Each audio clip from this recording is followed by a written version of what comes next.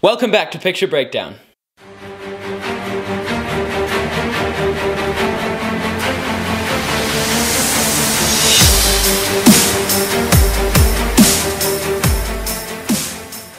This is a breakdown of the new Disney Plus Star Wars The Clone Wars spinoff, The Bad Batch, Episode 1, Aftermath. I'm going to be going through this episode shot by shot for interesting visual details, as well as any background information that you might need to know.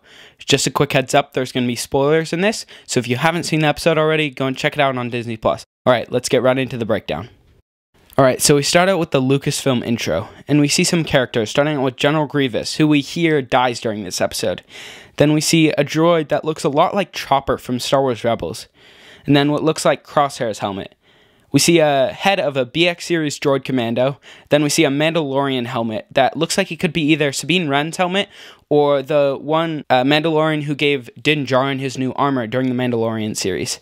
Then we see the helmet of a Shadow Stormtrooper. The episode opens with Jedi Master Deba Billaba attempting to hold her position with the clone troopers. We then see her Padawan come in, and this is Caleb Dume, also known to those who have watched Star Wars Rebels before as Kanan Jarrus, one of the main characters in that show.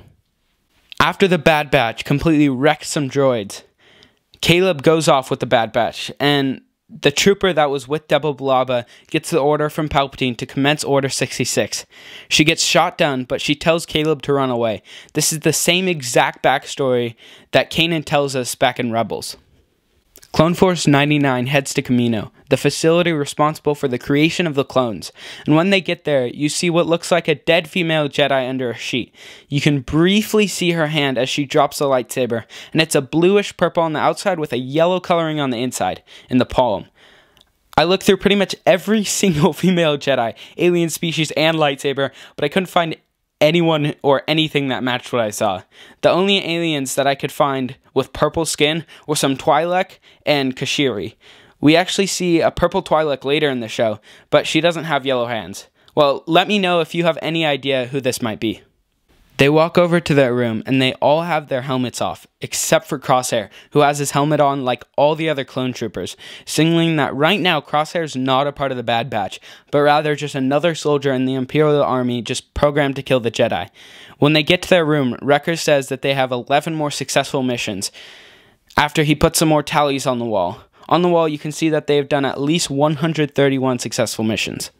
Crosshair begins to interrogate Hunter about killing Caleb, and in the back you can see some pieces of paper with some BX series droid commandos on them that they were using for target practice.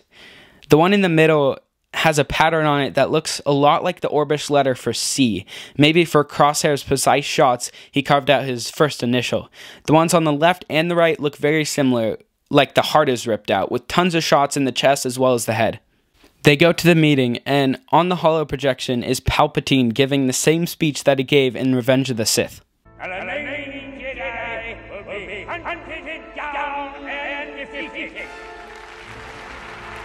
Tarkin arrives on Kamino, and they give the explanation to why the Empire switched from the clone army from Kamino to the conscription soldiers, or as Tarkin calls them, or as we know them, the stormtroopers. They discuss whether the recruited body of soldiers would be skillful and efficient, but Tarkin says that he'll decide. And as we all know, they ended up with the stormtroopers that we all know and love that couldn't hit a target 2 feet in front of them.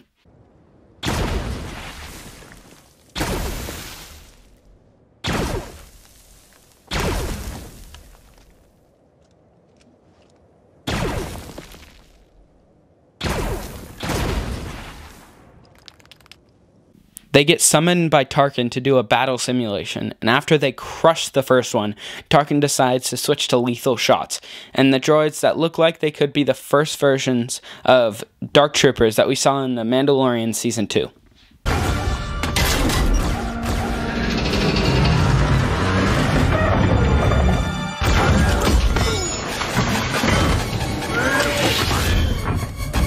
The Bad Batch gets sent on a mission to take out separatist forces, but they find that it's actually Saw Gerrera and some rebel forces. Saw Gerrera is the leader of the rebellion extremists that we saw during Rogue One. After they leave the camp, Hunter shoots down a probe droid, the same kind of droid that we saw in Empire Strikes Back that was sent to Hoth to try to find the rebel base.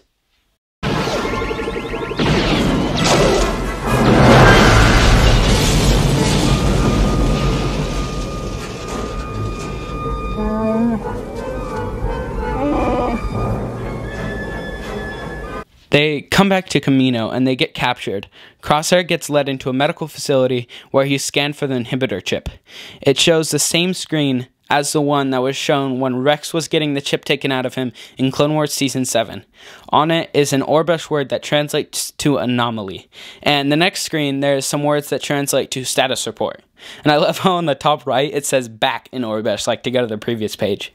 They get in a brawl with Crosshair, and as Tech is trying to get the ship out, a clone tries to shut the bay doors, but a Kaminoan uses the tablet that says override in Orbesh to not let them close the doors, probably because she wants to keep Omega alive. Alright, so let's get right into the theory that I have for you today. So during this episode, we hear a lot of talk about how the 4 defects, the Bad Batch, and Omega are all clones with changes that are helpful. And while Omega being a girl could be helpful in some ways, overall it seems more like a shift to the side than rather a boost upward. I think that Omega has a change, and I think that change is she was an attempt on creating a Force-sensitive clone. This could explain why the Kaminoan helped the Bad Batch and her escape, because she didn't want the only Force-sensitive clone she had to be killed. Back in The Mandalorian Season 2, we saw cloning pods of different species that they were trying to make Force-sensitive by transferring the midichlorians from Grogu, and the Imperial working on this had the same patch from Kamino. I think he was trying to replicate what the cloning facilities were trying to do on Kamino to Omega. I also think that he was trying to use the same method of transferring the midichlorians from a Force-sensitive being that had worked when they created Omega. I think that the reason Omega is a female is because they got a transfusion from a Force-sensitive female to successfully create that of Omega. Any Jedi that got injured or maybe even died during the Battle of Geonosis back in Attack of the Clones could be a candidate for a Jedi that gave the midichlorians to Omega. I was really impressed with this episode. First of all, there was some really good fight scenes, and there wasn't just one good one. There were tons of them scattered throughout this episode, and each one showed different abilities of different people in the Bad Batch. And I also think this episode just had really good pacing. It just felt like it never really slowed down. It just kept a really good, solid pace throughout. I also really appreciated the story realized that Kanan told in Rebels of his master being shot down right in front of him and him just running away. Overall, I'm really happy with how this show is starting off with a 70-minute long episode, and I can't wait for what this show has in store. Make sure to put down any questions you might have down in the comments section, and let me know if you think that Omega is Force sensitive. Subscribe and hit that notification bell so you don't miss out on any Bad Batch episode breakdowns. Thanks for watching, and I'll see you in my next breakdown.